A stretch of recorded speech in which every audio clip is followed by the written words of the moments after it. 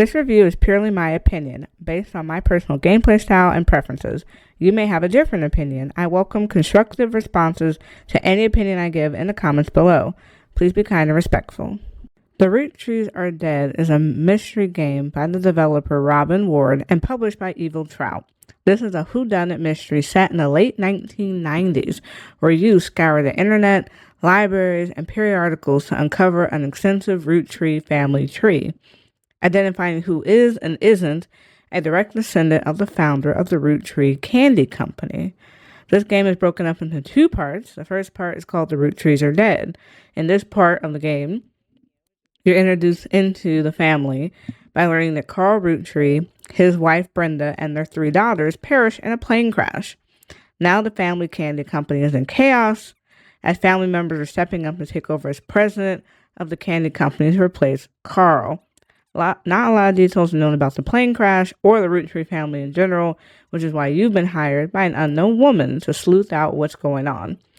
The unknown woman gives you pieces of physical evidence, including articles, photos, and a list of names to piece together who should or should not be a part of the Roottrees family tree. The tutorial leads you to uncovering the Roottrees sisters, who are the 3 daughters of Carl Roottree, who also died in the plane crash. I absolutely love the 90s vibes, including the dial-up internet, the boom boxes, landline phones, and just the overall fashion style from some of the photos. I found the game to be enthralling. I've put about 15 hours in between the original game and the second portion, which is Roottrees Mania.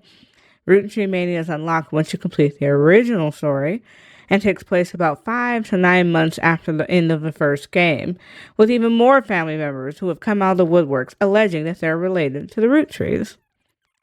It's an absolutely amazing game that makes you think, read, and reread materials since the plane crash of 1998.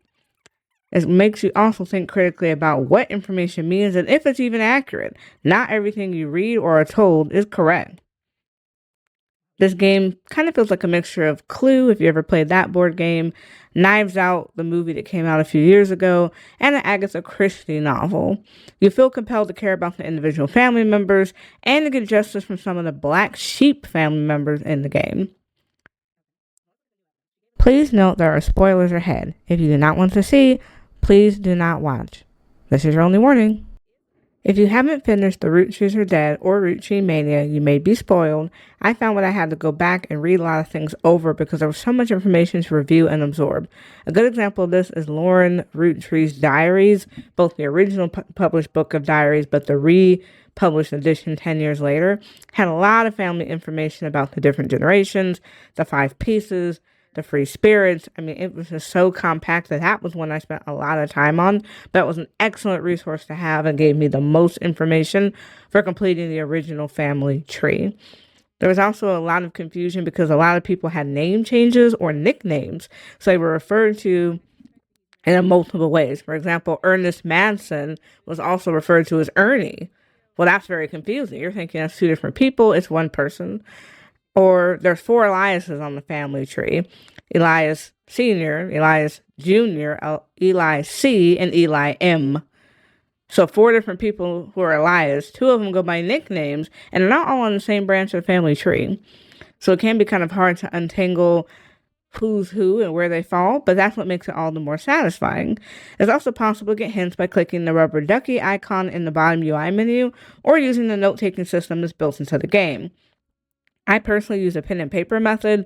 I didn't lean into all the resources that were available in-game simply because it was too much to both type and the typing menu takes over a part of the screen. So I had a hard time with that. But I felt like I enjoyed it overall. I love using the internet to get hints and complete information. I was even frustrated at times because of how limited web pages are. As a millennial myself, I remember the dial-up internet days and how early Google searches were hits and misses. Having to be accurate in spelling and really know what you're looking for, because things like autocorrect and suggestion did not exist in the 90s. So you had to get your type the information just correctly to pull up the right results. I also appreciate the level of detail and the thoroughness of the storytelling that really helped maintain continuity along all these different lines of the Roottrees family. And it was a very interesting story because it was ironic. How many of the men in the Roottrees family were having affairs? Elias Sr. was having one. Miracle, who's supposed to be a preacher, Miracle Sr. is having one. Guy Hudson has several affairs. So it's like we can see that the men in the family were not faithful despite having the family man appearance because they wanted to keep good publicity for their candy company and clothing company. It seemed like they had all typical family dramas. There's affairs, LGBT family members, secret children, divorces, celebrities, anything you can think of. They weren't a picture-perfect family, and they're trying to right those wrongs. Some of the family members who still remain alive at this point of the Roottrees Mania story, which takes place in like the mid to late 1990s. Guy Hudson had multiple children, including ones he had outside of the country when he went to different countries to establish Roottrees candy factories and expand their business, like his son Flavio Soares that he had when he established Roottrees Brazil. Although all the children from the affairs are on a separate family tree, in the Roottrees Mania part of the game, it's clear that Clark Rafferty and Lauren Roottrees are determined to do the right thing and add all the blood family members to the Clanton Trust so they can earn their rightful piece of Elias and Gwyneth's vision, which was to leave money for their direct blood descendants. I can't recommend this game enough. Set it aside on a rainy day or a long weekend to really dive deep and play The Roottrees Are Dead. I found myself torn. I had to split this between 3 days of recording, and it was heartbreaking because all I could think about is, who am I missing? What did I overlook? What piece of evidence didn't I find? I mean, it really gets deep into your mind and just takes root. It's that addicting. It's out on Steam now, and it's worth every penny. Let me know in the comments below if you've played this game so far. Have you completed both The Roottrees Are Dead and Roottrees Mania, or do you plan on buying the game?